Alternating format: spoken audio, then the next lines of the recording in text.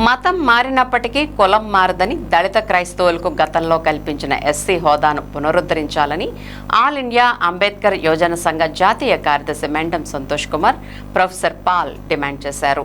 నగరంలోని ఎన్ఆర్పేటలోని సంఘ కార్యాలయంలో సోమవారం నిర్వహించిన విలేకరుల సమావేశంలో మెండం సంతోష్ కుమార్ మాట్లాడారు. 1950 ఆగస్టు 10న దళిత క్రైస్తవులకు ఎస్సీ హోదాను తొలగిస్తూ తీసుకున్న నిర్ణయాన్ని పునఃపరిశీలించి వారికి సమాన హక్కులు కల్పించాలని కోరారు. ఈ రోజును ప్రతి సంవత్సరం నిరసన దినంగా పాటిస్తున్నట్లు తెలిపారు. డాక్టర్ బిఆర్ అంబేద్కర్ రూపొందించిన రాజ్యాంగం ప్రతి పౌరుడికి సమాన హక్కులు, మత స్వేచ్ఛను కల్పించిందని పేర్కొన్నారు. మతం మారినంత మాత్రాన కులం మారదనే వాస్తవాన్ని గుర్తించి దళిత క్రైస్తవులకు కూడా ఎస్సీ రిజర్వేషన్లు, ఇతర రాజ్యాంగపరమైన హక్కులు కల్పించేలా రాజ్యాంగ సవరణ చేయాల్సిన అవసరం ఉందన్నారు.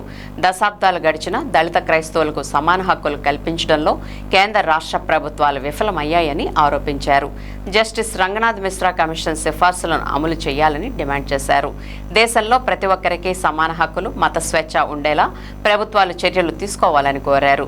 దళిత క్రైస్తవులకు న్యాయం జరిగే వరకు ఉద్యమాన్ని కొనసాగిస్తామని నాయకులు స్పష్టం చేశారు.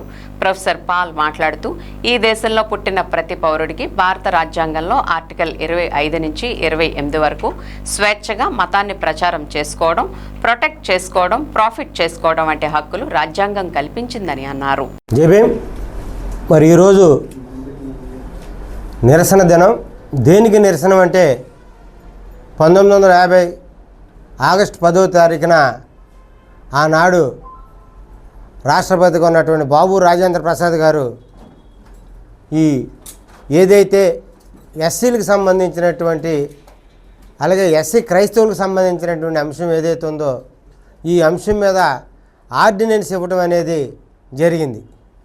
ఏంటి ఆర్డినెన్స్ అంటే, ఎవరైతే షెడ్యూల్ క్యాస్ట్కి సంబంధించినటువంటి వ్యక్తులు మతం విషయంలో క్రైస్తవత్వం తీసుకున్నారో వాళ్ళకి ఎస్సీ హోదా ఉండదని చెప్పి ఆనాడు ఆర్డినెన్స్ ఇవ్వడం జరిగింది 1950 సంవత్సరంలో.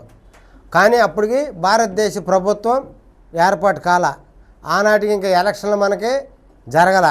1950కి ముందు భారత రాజ్యాంగం బాబాసాహెబ్ అంబేద్కర్ రాసి రాజ్యాంగ హక్కులు మానవులకి కలిగి ఉండాలి, మతపరమైనటువంటి అంశాల మీద స్వేచ్ఛ ఉండాలని చెప్పి బాబాసాహెబ్ అంబేద్కర్ రాజ్యాంగంలో రాసే టయానికి ఈ ఆర్డినెన్స్ అనేది అమలు చేసి ఆగస్టు ఏదైతే జనవరి 26 ఉందో ఆ జనవరి 26వ తారీఖు ఎలాంటి వివాదం అనేది ఏమీ లేదు. ఎప్పుడు వచ్చిందంటే ఆగస్టు 10వ తారీఖు 1950లో వచ్చింది. దీన్ని ఆర్డినెన్స్, ఇది కేవలం 6 నెలలు మాత్రమే పనిచేస్తుంది. ఆర్డినెన్స్ అనే ఉత్తర్వులు అనేవి రాజ్యాంగంలో ఆర్టికల్ 123 ప్రకారం రాష్ట్రపతికి ఈ ఆర్డినెన్స్ ఇచ్చే రైట్ ఉంటుంది అన్నమాట. అది కేవలం 6 నెలలే పని, ఆటోమేటిక్గా అది సైక్లింగ్లో రద్దు అయిపోద్ది. కానీ ఈ దేశంలో ఉన్నటువంటి ఎవరైతే ఎస్సీకి షెడ్యూల్ కాస్ట్కి సంబంధించినటువంటి వాళ్ళు హిందూ మతం కాకోకుండా వేరే మతం అంటే క్రైస్తవ మతం కేవలం తీసుకున్నట్లయితే వాళ్ళకి ఎస్సీ హోదా పోద్ది. తర్వాత ఏదైతే 1989 prevention of SC ST atrocity act అనేది వాళ్ళకి వర్తించదని చెప్పి మరి చెప్పడం జరుగుతుంది. మేము తెలియజేసేది ఏంటంటే, ఈ దేశంలో ఎస్సీల పరంగా కులపరంగా చూసుకున్నట్లయితే మరి మతం తీసుకున్నంత మాత్రాన కులం అయితే పోదు. ఇది జగమెరిగినటువంటి సత్యం, ఇది అందరికీ తెలిసినటువంటి అంశం. మానవులుగా ఈ దేశంలో ఏ మతాన్నైనా తీసుకోవచ్చు అని చెప్పి బాబాసాహెబ్ అంబేద్కర్ ఆర్టికల్లో 25 నుంచి 28 వరకు చెప్తుంది. అందుకే దాన్ని మనం PQ అన్నాం. అంటే ప్రీచ్ చేయొచ్చు, ప్రొటెక్ట్ చేయొచ్చు, పాప్కార్న్ చేయొచ్చు ఈ రాజ్యాంగ ప్రకారం ఎవరైనా కానీ క్రైస్తవ ఎస్సీలకు వచ్చేటప్పటికి వీళ్ళకి ఇన్స్ట్రక్షన్ పెట్టడం అనేది ఆర్డినెన్స్లో మరి ఆ రాష్ట్రపతి గారు ఇచ్చిన పారా 3లో ఉండడం జరిగింది. మా డిమాండ్ ఏంటంటే ఆల్ ఇండియా అంబేద్కర్ యోజన సంఘం తరపు నుంచి ఆ పారా 3ని మా డిమాండ్ ఆ పారా 3ని రద్దు చేయాలి.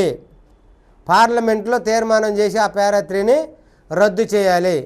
మరి ఎంత క్రైస్తవత్వం తీసుకున్న వాస్తవంగా ప్రపంచం మొత్తం మీద క్రైస్తవులు అంటే కులం లేనటువంటిది. కానీ భారతదేశానికి విషయానికి వచ్చేటప్పటికి కులంతో కూడుకున్న మతమైనది. వీడు ఎంతవరకు ఎంత గొప్ప షెడ్యూల్ కాస్ట్లో పదవి అనుభవించినా, ఐఏఎస్ ఆఫీసర్ అయినా, దానికి మించినటువంటి పదవి రాష్ట్రపతి అయినా, ఈ దేశంలో ఆ కులం అలా కంటిన్యూ అవుతుంది. కాబట్టి కులం ఉన్నంత మాత్రాన ఈ దేశంలో అన్ని కులాల వారు ఈ యొక్క కులాలని ఏదైతే షెడ్యూల్ క్యాస్ట్లో ఉన్నటువంటి కులాలని ఈనాటికి వివక్షతో చూపుతున్నటువంటి అంశం వాళ్ళ మతంతో పని లేకోకుండా మరి 1950లో ఆర్డినెన్స్ ఇచ్చిన తర్వాత 1956లో సిక్కులకి మరి ఈ ఎస్సీ హోదా కల్పించడం జరిగింది. అప్పటి వరకు వాళ్ళకి లేదు.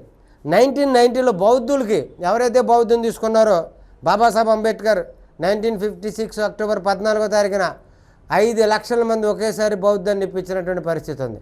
56 నుంచి 1990 వరకు కూడా మళ్ళీ రిజర్వేషన్ లేకోకుండా ఉన్నటువంటి వాళ్ళు బౌద్ధులు. కానీ ఆనాడు బాబాసాహెబ్ అంబేద్కర్ కల్పించినటువంటి హక్కుతో రాజ్యాంగపు విలువతో వాళ్ళకి మళ్ళా ఎస్సీ హోదా కల్పించడం జరిగింది. వీళ్ళకి కలిగించిన విధంగానే ఈ దేశంలో కులంతో కూడుకున్న మతం కాబట్టి వీళ్ళకు కూడా ఎస్సీ క్రైస్తవులుగా వాళ్ళకి క్రైస్తవత్వం కలిగినటువంటి ఎస్సీలకి ఎస్సీ హోదా కల్పించాలని మరొకసారి తెలియజేస్తూ మరి ఆంధ్రప్రదేశ్ కానీ ఉమ్మడి ఆంధ్రప్రదేశ్లో కానీ తీర్మానాలు చేసి పంపుతున్నారు. కానీ వీళ్ళు మన ఎవరైతే ఎంపీలు ఉన్నారో ఎంపీలు మాత్రం పార్లమెంట్లో డిమాండ్ చేసి వీళ్ళకి క్రైస్తవులకి ఎస్సీ హోదా కల్పించాలని వాళ్ళు డిమాండ్ చేసి అడగటం పార్లమెంట్లో అడిగే హక్కు వాళ్ళకు ఉంది. కాబట్టి ప్రజల జాతీయానికి కాబడినటువంటి వాళ్ళ యొక్క మనకు జరుగుతున్న న్యాయం మీద అన్ని దేశవ్యాప్తంగా మరి పోరాటానికి న్యాయబద్ధమైనటువంటి అంశం మీద పోరాటానికి ఎంపీలు సిద్ధపడాలి. అప్పుడే వీళ్ళకి న్యాయం జరుగుద్దని మరి ఈరోజు నిరసన దినం కాబట్టి ఈరోజు సందర్భంగా మరి వాళ్ళందరికీ మేము ఆల్ ఇండియా అంబేద్కర్ యువజన సంఘం తరపు నుంచి డిమాండ్ చేస్తున్నాం. ఇది కేవలం ఎస్సీ కమ్యూనిటీలో ఉన్నటువంటి వాళ్ళని మత అంశం మీద తొక్కడానికి ఈనాటికి జరుగుతున్నట్టు. మరొక అంశం ఏంటంటే అయ్యా పాస్టర్లారా ఫాదర్లారా మీ యొక్క ఉనికిని కాపాడుకోవటం కోసం ఎస్సీలో ఉన్నటువంటి వాళ్ళనే మీ చర్చిలకి భక్తి విషయంలో వచ్చినప్పుడు మీరు రాజ్యాంగాన్ని కనుక చెప్పుకోకుండా ఉండకపోవడం వల్లే ఈ 76 సంవత్సరాలు కూడా వీళ్ళకు జరుగుతున్న అన్యాయం మీద ప్రశ్నించలేనటువంటి పరిస్థితి నేడు ఏర్పడింది. మరి ఇదే కనుక ఈ విధంగానే కనుక మీరు కనుక మరి ప్రవర్తించినట్లయితే వాళ్ళ యొక్క షెడ్యూల్ క్యాస్ట్ పీపుల్కి అన్యాయం జరుగుతుంది మీ వల్ల. కాబట్టి ఇదే విధంగా మీరు ప్రవర్తించినట్లయితే భవిష్యత్తులో ఇదే అంశం మీద న్యాయ పోరాటానికి సిద్ధమవడానికి ఆల్ ఇండియా అంబేద్కర్ యువజన సంఘం సిద్ధంగా ఉందని ఈ సందర్భంగా తెలియజేస్తూ మరొక్కసారి తెలియజేస్తున్నాం.